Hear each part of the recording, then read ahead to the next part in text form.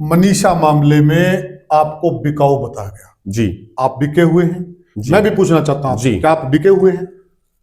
आपको लगता है क्या? इसके लिए नहीं पूछ रहे हम तो मनीषा वाले मामले में पूछ रहे कि उसमें आप क्यों बिके?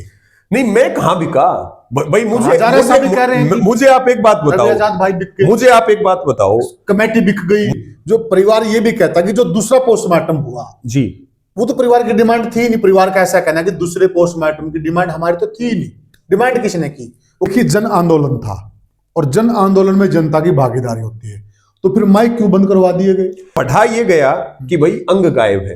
एक तरफ लोग कह रहे हैं चेहरे के अलावा कहीं जख्म नहीं है, दूसरी तरफ ये कह रहे हैं अंग की तस्करी होगी। मनीषा बहन की डेड बॉडी जो थी तो उस पे क्या है, चेहरे को चुन्नी से ढक रखा था, बाकी सारे शरीर पे कपड़े थे।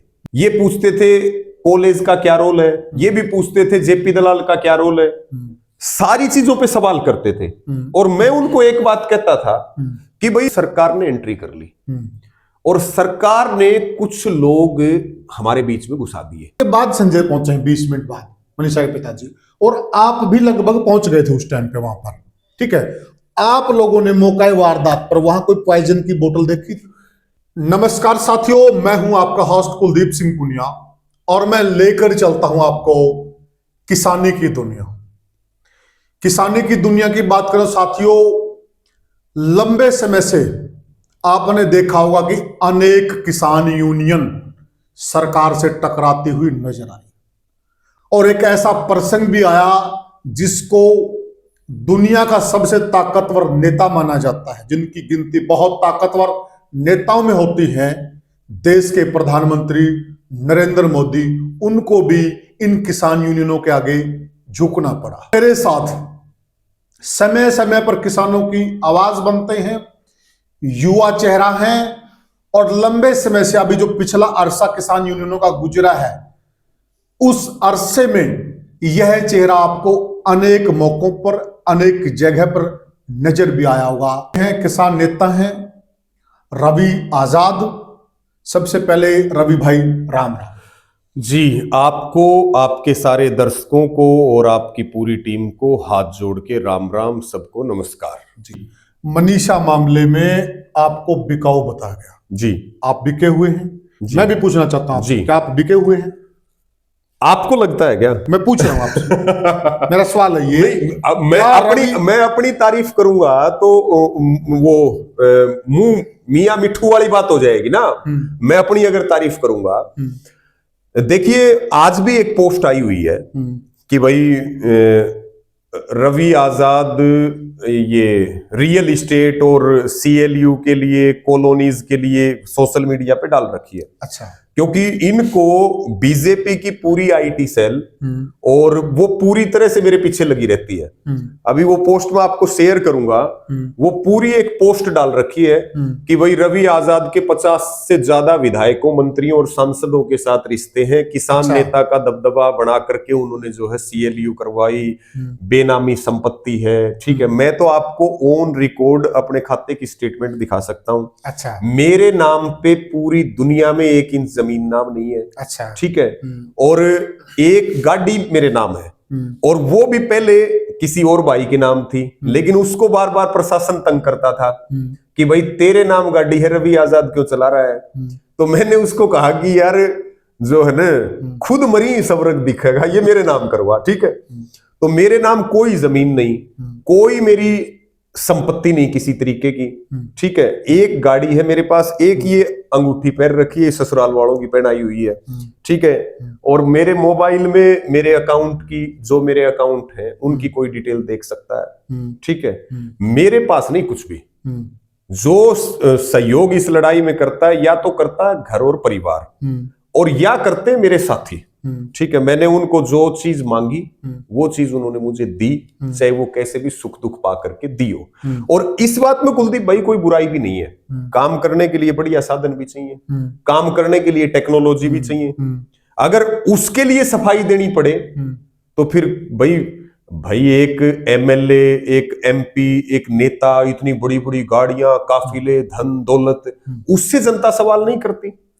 नहीं, इसके लिए नहीं पूछ रहे हम तो मनीषा वाले मामले पूछ रहे कि उसमें आप क्यों बिके?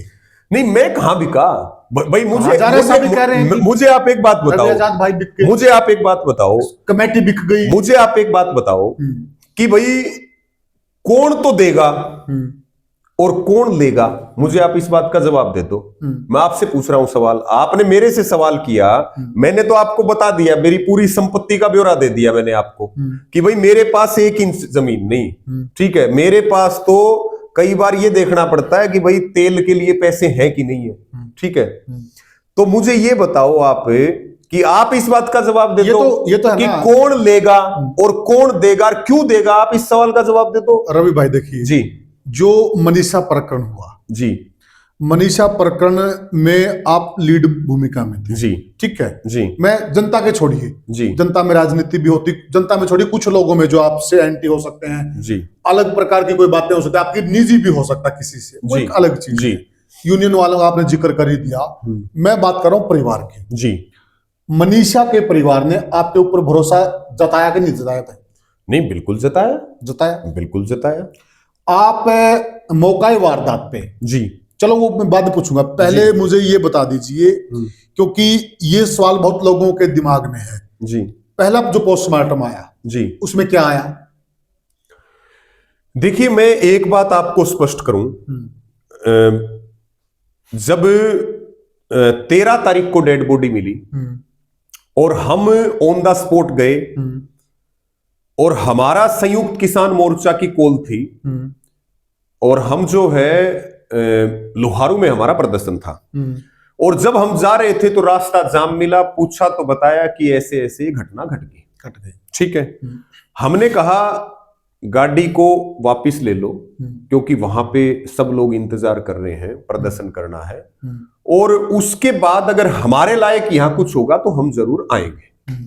वहीं पे किसी पत्रकार साथी का आपकी तरफ फोन आ गया कि आपकी गाड़ी दिख रही, हम भी मौके पे आप आ जाओ।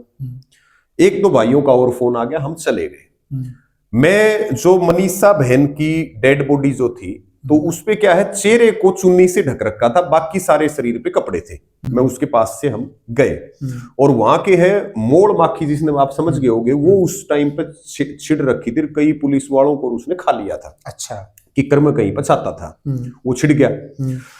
तो हम वहां गए, मैं परिवार से मिला, एक चुन्नी लाल जी हैं उनसे मिला, वहां के लोकल, उन्होंने मुझे बताया ये मामला है, उनके फादर से मिला। वो बग्गी लेट और रास्ते के दौरे डेड बॉडी थी और थोड़े से आगे मखियों के आगे किसान का खेत था, वहां पे सारे इकट्ठे हो रहे थे, घर था उसका। उस टाइम पे डीएसपी आए, मेरे को जो घटना बताई, मैंने क्लियर कहा कि इस मौत की जिम्मेदार पुलिस है। डीएसपी को कहा और एसडीएम को आपकी कहा। थोड़ी आर्ग्यूमेंट भी हुई उनके साथ? आर्ग्यूमेंट भी हुई और मैंने उनको कहा कि जो प्राइमा फेसी देखी है, जो परिवार से बात करी है, जो जनभावना है, 2-3 काम आप करो। पहला तो मेडिकल बोर्ड से पोस्टमार्टम होना चाहिए, परिवार का व्यक्ति पोस्टमार्टम रूम में मौजूद होना चाहिए और वीडियोग्राफी होनी चाहिए पोस्टमार्टम की। और जो सीसीटीवी फुटेज कॉलेज का नाम आया है, सीसीटीवी फुटेज आप घर वालों को दिखा दो। और मैंने घर वालों को उसी समय कह दिया कि भाई हम आपके साथ हैं, हमारे तो वो अंड का काम है और हम अपनी बहन का अंतिम संस्कार तब तक नहीं करेंगे जब तक कि उसके हत्यारे नहीं पकड़े जाएंगे और पूरी साजिश का खुलासा नहीं होगा। रियल में मैं इतना टेक्निकल नहीं हूं ना, मैंने पोस्टमार्टम रिपोर्ट देखी। जो बात आप पूछ रहे हो भिवानी की पोस्टमार्टम रिपोर्ट, क्योंकि मैं उस फील्ड का जो है मुझे अनुभव नहीं है। चलो उसको छोड़ दो, मैं बता दूं आपको। तो वो पहली मूवमेंट थी। उसके बाद में 14 अगस्त को धरना लगा डिगावा नेशनल हाईवे के पास, रात 9 बजे धरना लगा, 9:30 बजे हम पूछ गए थे। गांव के कुछ लोग टच में थे। हमारा केवल एक लक्ष्य था, हमने केवल एक बात कही थी। मीडिया के साथी पूछते थे पोस्टमार्टम रिपोर्ट में क्या आया, ये पूछते थे। ये पूछते थे कॉलेज का क्या रोल है, ये भी पूछते थे जेपी दलाल का क्या रोल है, सारी चीजों पे सवाल करते थे। और मैं उनको एक बात कहता था कि भाई जो जिस तरह से डेड बॉडी मिली है, जो घर वालों के बयान है और जो जन भावनाएं हैं, जो सवाल लोगों के बीच में चल रहे हैं, वो क्लियर इस बात के चल रहे हैं कि ये निर्मम हत्या हुई है। और मैं भी इस बात को मानता हूं। मैं इन्वेस्टिगेशन एजेंसी नहीं हूं, इन्वेस्टिगेशन एजेंसी पुलिस है। अगर मैं इन्वेस्टिगेशन एजेंसी होता तो मैं न्याय थोड़ी मांगता, मैं तो फिर खुद न्याय करता। तो मैं इन चीजों पे जाने की बजाय केवल हमारे आंदोलन की एक डिमांड थी कि भाई पूरी साजिश का खुलासा कर दो, दूध का दूध पानी का पानी कर दो, दोषियों को फांसी की सजा होनी चाहिए, पूरी साजिश जनता के सामने होनी चाहिए। एक बात हमने साथ में और भी कही थी कुलदीप भाई, कि निर्दोष नहीं फंसना चाहिए और दोषी बचना नहीं चाहिए। हमारे आंदोलन का केवल ये एक डिमांड थी, हम उन चीजों में नहीं गए हकीकत में। और मेरा कोई भी बयान, कुलदीप भाई एक बात मैं आपको और नोट करवा दूं, कोई भी बयान मेरा आपको इसके ऊपर नहीं मिलेगा।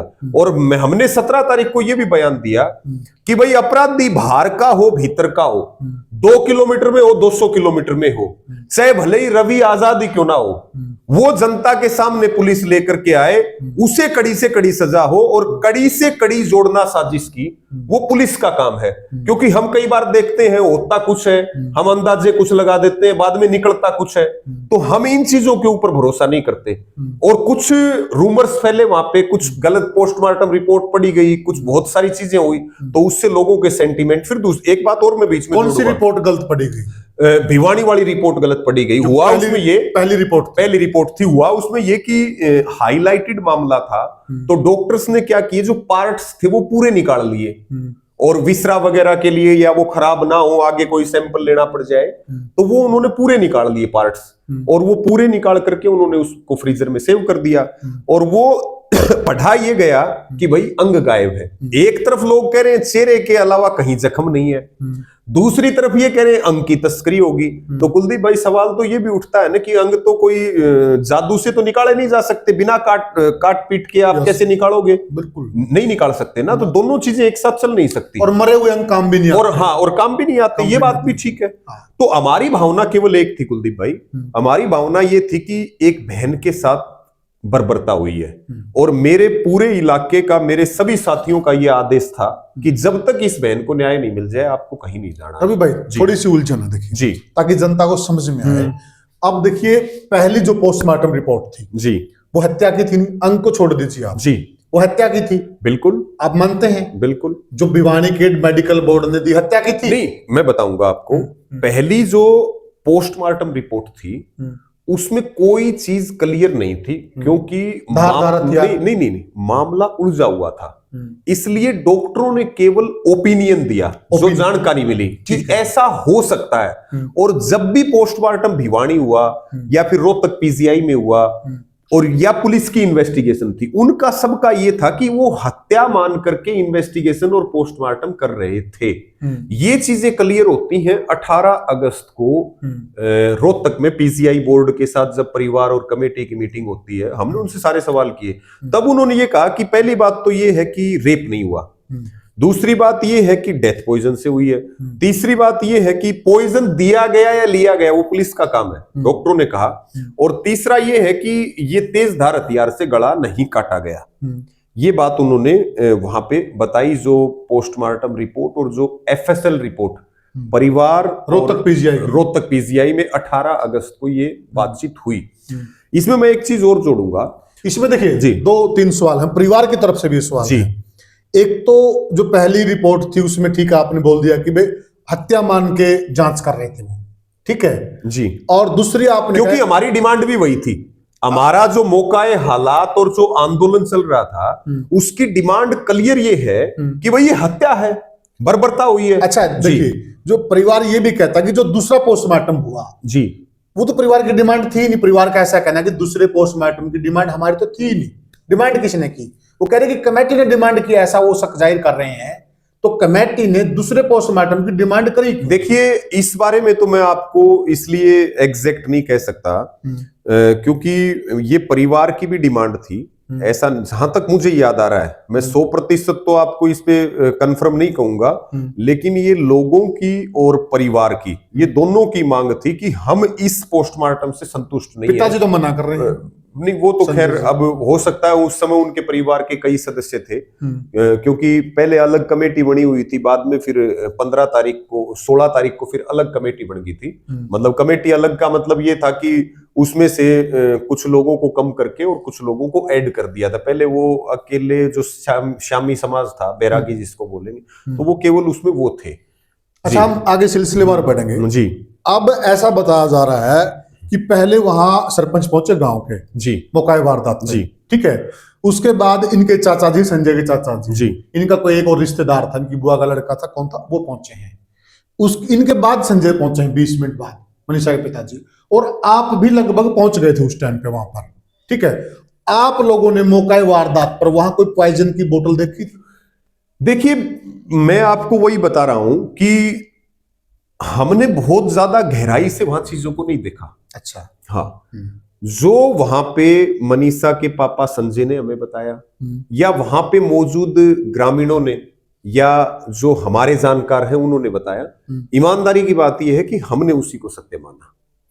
कोई मतलब हमने ग्राउंड पे उतर करके हमने कोई चीज नहीं देखी।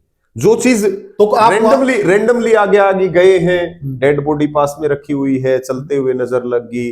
हमने ये जरूर देखा था कि एक थैला जो है ना वो मिला था, एक पुलिस का मुलाजिम बैठा था, और मैंने उससे पूछा भी था कि भाई इसमें क्या है, तो उसमें शायद कुछ जो है परस वगैरह और उस थैले में कुछ कागज वागज उसने डाल रखे थे, और वो डेड बॉडी के पास बैठा था। वो डेड बॉडी के पास बैठा था। मेरा तो कुलदीप भाई ये था, क्लियर मैं आपको बताऊं कि भाई मेरे दिमाग में कोई दूसरी चीज थी नहीं। मेरे दिमाग में सिर्फ ये चीज थी कि भाई बहन का मामला है। स्टेज पे मैंने भी कहा, यहाँ बीजेपी के भी लोग हैं, अलग अलग पार्टियों के भी लोग हैं, लेकिन बेटी राजनीति करने की जगह नहीं है। भाई कोई चुनाव की राजनीति करता है, कोई आंदोलन की राजनीति करता है। हम भी तो आंदोलन की राजनीति करते हैं। हम भी आंदोलन करते हैं तो सरकार को शाम दाम दंड भेद लगा करके झुकाने का काम करते हैं। सरकार कैसे झुकेगी? मुद्दे पे आते हैं। मैं मुद्दे पे ही आपको लेके आ रहा हूं। तो हमारा केवल ये लक्ष्य था कि यहां हम मिलकर के इस बेटी को न्याय दिलाने का काम करेंगे। जो मनीषा के पापा ने कहा, हमने उसी को 100% सत्य माना। ठीक है, हमने किसी चीज को क्रॉस चेक नहीं किया। एट्रोसिटी का पहला हमारा मामला था।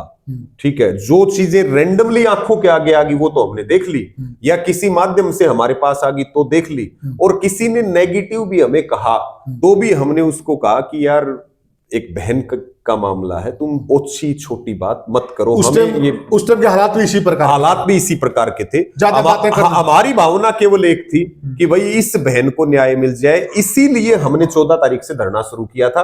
और हमारा ये मानना था कुलदीप भाई कि हमारे कुछ लोग हमारे आ जाएंगे, कुछ गुआंड के आ जाएंगे, कुछ लोग बेटी के नाम पे आएंगे। जब तक हम अंतिम संस्कार नहीं करेंगे, जब तक इसको न्याय नहीं मिलेगा, हम इस आंदोलन को चलाएंगे। हमें ये भी नहीं पता था कि ये आंदोलन की गूंज पूरी दुनिया में चली जाएगी, पूरे देश में चली जाएगी, हर रोज 15,000 लोग बढ़ेंगे। ये हमारे लिए किसी सपने से कम नहीं था। मेरे 11 साल के आंदोलन के जीवन में फास्ट ग्रोइंग मूवमेंट जो मैंने देखी, यानी कि जो हवाई जहाज की स्पीड से जो मूवमेंट बढ़ी, वो बहन मनीषा की मूवमेंट थी। एक बड़ा सवाल जी, बड़ा सवाल ये है कि जो पहली रिपोर्ट आई वो भी तो डॉक्टरों ने तैयार की थी जी, वो भी हमारे हरियाणा के भिवानी के थे जी। जो दूसरी रिपोर्ट आई, दूसरी रिपोर्ट में आत्महत्या बता दिया गया, पॉइजन बता दिया गया। उस रिपोर्ट पर आप लोगों ने भरोसा कैसे करना? देखिए, मैं आपको बताऊं, पहली रिपोर्ट को हमने इस तरह से टेक्निकली स्टडी नहीं किया।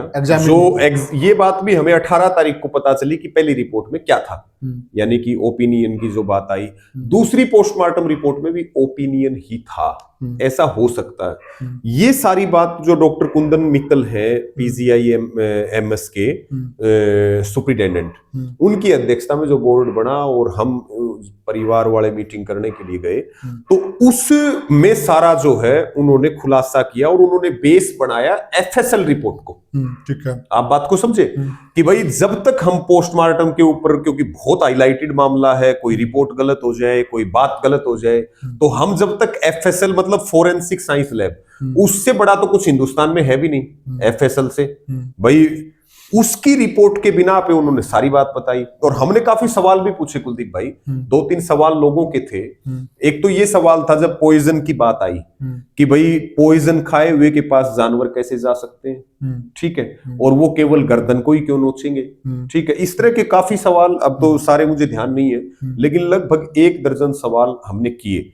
इस बीच में एक चीज मैं और जोड़ना चाहूंगा, हमारी तो भावना थी बेटी को न्याय दिलाने की और हमने रात को सोना भी छोड़ दिया था क्योंकि लगभग आप मेहनत कर रहे थे, मेहनत कर रहे थे कोई दो और रात को हम बैठ करके फोन सुनते थे, पूरी रात फोन आते थे, हम सोते भी नहीं थे।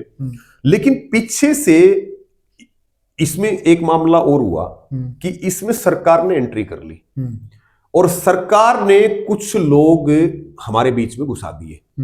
हमने कई बार शक भी किया और कई बार ये भी सोचा कि बेटी का मामला है, कौन राजनीति करेगा, ठीक है। यानी कि आप गांव देहात के हैं, व्यवहार के भी आप सरल और साधारण होते हैं, तो हम ये सोच गए कि यार बेटी के नाम पे भी कोई राजनीति करेगा क्या कोई इंसान ऐसे माहौल में। लेकिन सरकार और जो ये पूर्व मंत्री जेपी दलाल और एक तो इनके एजेंट, वो इस पूरे मामले में घुस चुके थे। अच्छा। और उन्होंने पहला लक्ष्य बना लिया रवि आजाद को निपटाने का और दूसरा लक्ष्य फिर उन्होंने बनाया इस आंदोलन को निपटाने का। अच्छा, यानी कि आपदा में अवसर। इसमें एक सवाल साथ में आप ले, जो लोग ये कहते हैं, परिवार भी कहता है, ये परिवार का आरोप है बिल्कुल आप लोगों कमेटी जी कि कमेटी के ऊपर दबाव आया जी, जो कि आपकी बातों से भी मालूम चल रहा है, उसको दबाव कह लीजिए, सेटलमेंट कह लीजिए। नहीं, मैं आपको एक बात, इसका मतलब ये सच है? नहीं, मैं बताऊं आपको, जितनी चीजों में मैं मौजूद रहा, हमने किसी दबाव को नहीं माना। सुनो, मैं बताऊंगा, मैं बताऊंगा, मैं आपको बताऊंगा। ये बात तो 18 की रात को जो कांड हुआ हमारे साथ, ये बातें बाद में हमारे पास आई है अलग अलग सोर्सेज से कि ये कैसे खेला हुआ पूरा। रियलिटी ये है, ये खेला पूरा कैसे हुआ। रियलिटी ये है कि 18 ये जो दबाव की आप बात कर रहे हैं, जितनी मीटिंगों में हम रहे प्रशासन के साथ, हमने कोई दबाव नहीं माना। ईमानदारी की बात यह है कि पीठ पीछे हमारे ऊपर किसी का कोई दबाव नहीं था। कुछ लोग कोशिश कर रहे थे, आग लग जाएगी, नुकसान हो जाएगा, इसको कैसे भी करके निपटा दो। ये कमेटी में अंदर बातें होती थी? नहीं, कमेटी में नहीं होती थी, ये बाहर बात होती थी, अलग अलग माध्यमों से बात आती थी। लेकिन हमारा ये था, जो आप दबाव की बात कर रहे हो, जब कमेटी की मीटिंग हुई थी उस समय मनीषा के फादर ने सहमति दी थी। दबाव की अगर आप बात करें तो मैं तो आज भी ऑन रिकॉर्ड पूछ रहा हूं, वो बता दें कि किसने दबाव दिया। रवि आजाद तो खुल करके कह रहा है, नाम ले दें कि किसने दबाव दिया है। उन्होंने खुद मीडिया के सामने बयान दिए, ठीक है। कोई वहां पे प्रशासन सरकार तो उस समय कोई थी नहीं, उनका तो ये कहना। और दूसरी बात ये रवि भाई पे हमने भरोसा था नहीं, और रवि भाई हमारी लड़ाई लड़ रहा था। हाँ। एकदम से क्या ऐसा प्रेशर आया, क्या दबाव आया, जो कि उनका ये भी कहना है, अगर कोई बात थी रवि भाई मुझे अकेले में जाके बता देते कि मेरे बस से बाहर हो गई है और आप अपने तरीके से टैकल कर लेना। लेकिन आप पर उनका कम्युनिकेशन गैप रहा है संजय जी का। संजय जी तो आज भी कहते हैं वो लड़का अच्छा है, मैं आपको उनकी वर्डिंग बता रहा हूँ, उनका आज भी ये मानना है कि रवि लड़का अच्छा है। लेकिन रवि से जब चीजें बाहर हो गई, जब दबाव आ गया, कौन लोग बिके कौन नहीं बिके, यानी कि जब रवि को आभास हुआ तो रवि को वो चीजें मेरे को कन्वे करनी चाहिए थी।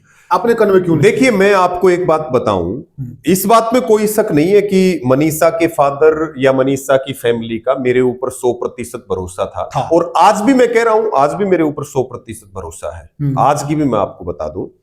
लेकिन बड़ी बात यह है कि हम जब रोहतक से आए थे तो हम पीजीआई की बातें कमेटी के सामने रखने के लिए आए थे, और फिर वहां पे ऐसी कोई चीज हमारे दिमाग में ही नहीं थी कि कोई ऐसी बात होगी। लेकिन वहां पे सभी लोगों ने इस तरह का फैसला लिया और मैं वो अंतिम आदमी था। मैंने ये कहा कि आज केवल मनीषा के परिवार की बात नहीं है, आज ये आंदोलन जनता का है। सवालों के जवाब जनता को भी देने पड़ेंगे। मनीषा के परिवार से के साथ में जन आंदोलन में तो जनता को जवाब देना पड़ता है, और हम आंदोलन के आदमी इस चीज को बखूबी जानते हैं, और मैं इस चीज को भी बखूबी जानता हूं, कोई गड़बड़ हुई तो सारा ठिकरा मेरे ऊपर फूटेगा।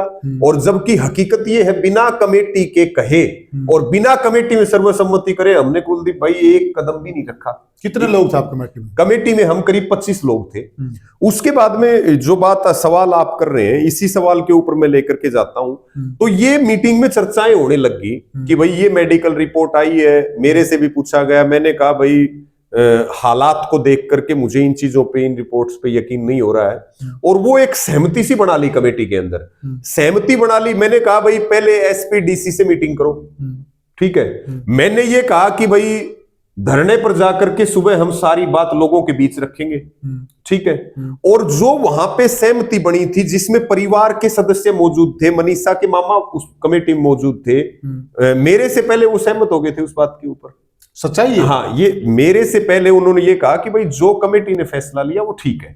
ये कह रहे, सुनो सुनो, मैं बताऊंगा आपको, जोड़ूंगा, नहीं साथ में चलेंगे जी। उनका जो कहना है, जो कमेटी वाली बात कहते हैं, उन्होंने कहा था देखिए अब कमेटी में कौन कौन लोग आगे, बहुत लोगों को हम नहीं जानते थे। अब जो लोग वहां पहुंचे हैं ना, और बात भी सही है कि हमारा तो ये मानना था, ये हमारे लिए आए हैं, हमें न्याय दिलवाने के लिए आए हैं, ये हमारे वेल विशर हैं, तो हम उन पर कैसे भरोसा ना करते। इसलिए एक सामाजिक बात होती है, जब हमारे भी यहाँ पंचायत होती है, कमेटी बनती है, दोनों पक्षों से ये राय ली जाती, सलाह सहमति ली जाती है, आप कमेटी पे भरोसा करते हो? दोनों पक्ष ऐसे ही कहते हैं, जी हमें कमेटी पे भरोसा है। तो उन्होंने तो उस हिसाब से भरोसा किया था। उनको क्या पता था कि कमेटी अंदर से राजनीति कर जाएगी?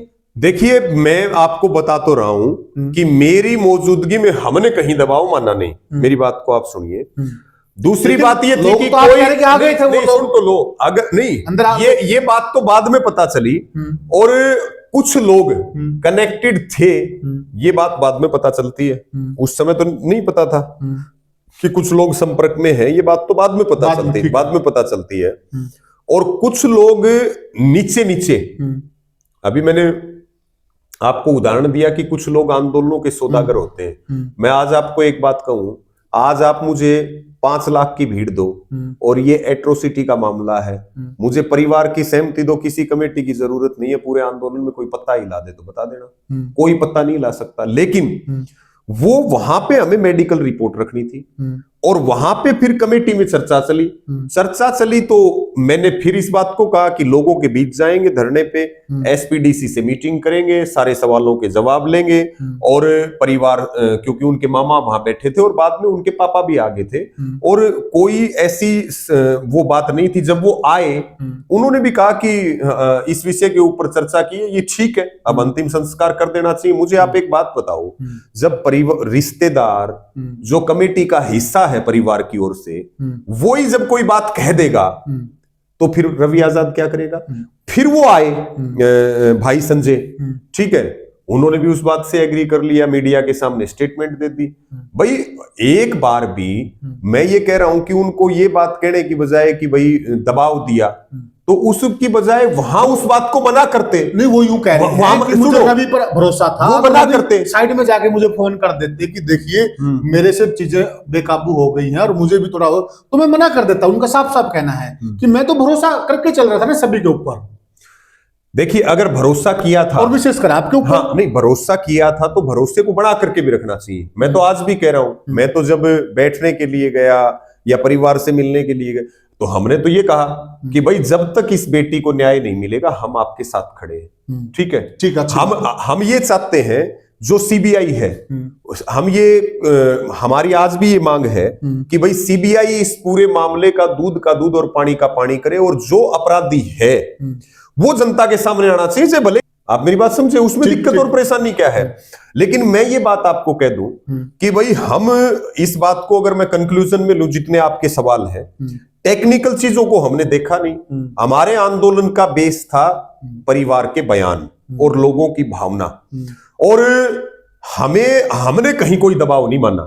और मैं आपको यह भी यकीन के साथ कह रहा हूं कि अगर मान लो उस समय परिवार और रिश्तेदार भी सहमति नहीं देते, या मीडिया के सामने खुद मनीषा के फादर बयान नहीं देते, और वो एक बार ये कह देते कि भाई हम इससे सहमत नहीं है, तो 100% हम उनके साथ ही खड़े थे।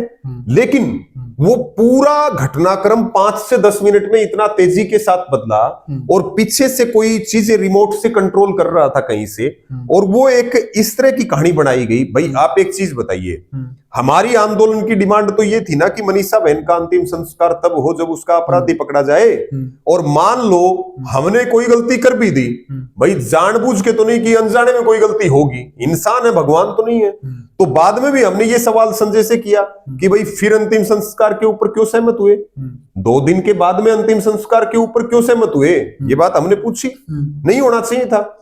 तो इसको इस प्रकार से हम कंक्लूड करें कि फिर उसके बाद जो वहां रेस्ट हाउस में जो घटना चली, एकदम कुछ लोग आते हैं नशे में, कुछ लोग आते हैं लाठी डंडे लेके, कुछ लोग मुर्दाबाद के नारे करते हैं, कुछ लोग उस रेस्ट हाउस को घेरते हैं, हमारे तक पहुंचने की कोशिश करते हैं। और मैं तो ये कहता हूं वहां पे अगर फोर्स ना आती या इस तरह की, मतलब कुछ सरकार का और सरकार से जुड़े हुए लोगों का इतना खतरनाक प्लान उस दिन था कि वो वहीं पे जो रेस्ट हाउस था उसको मतलब घिरवा करके, और पहले रवि आजाद को हमने बदनाम कर दिया एक बेटी के मामले में, और क्योंकि सरकार ने कई बार कोशिश की, कुलदीप भाई मैं तो उन कोशिशों का गवाह हूं, मैंने कहा भाई हमें कोई लाइजनिंग नहीं करनी, ना हमें कोई सेटिंग करनी है, अब बार बार ये मत करो वो मत करो, सरकार तो सरकार है, हमने कहा हम वही करेंगे जो जनता के लिए ठीक होगा, किसान के लिए ठीक होगा, हम वो काम करेंगे। तो मुझे ऐसे लगा कि पहले बदनाम करो, और उसके बाद मैं तो जीवित भी बैठा हूं तो भी ये जनता का और भगवान का आशीर्वाद है, नहीं तो वहां तो ऐसा षड्यंत्र था कि उसी रेस्ट हाउस में जो है आगजनी करवाने की या हमला करवाने की ऐसी कोशिश थी, वो तो परमात्मा ने बचाया हमें, नहीं तो वहां तो पूरी मारने की साजिश थी। अच्छा, एक डाउट और है जनता को। जी देखिए, जन आंदोलन था और जन आंदोलन में जनता की भागीदारी होती है, तो फिर माइक क्यों बंद करवा दिए गए?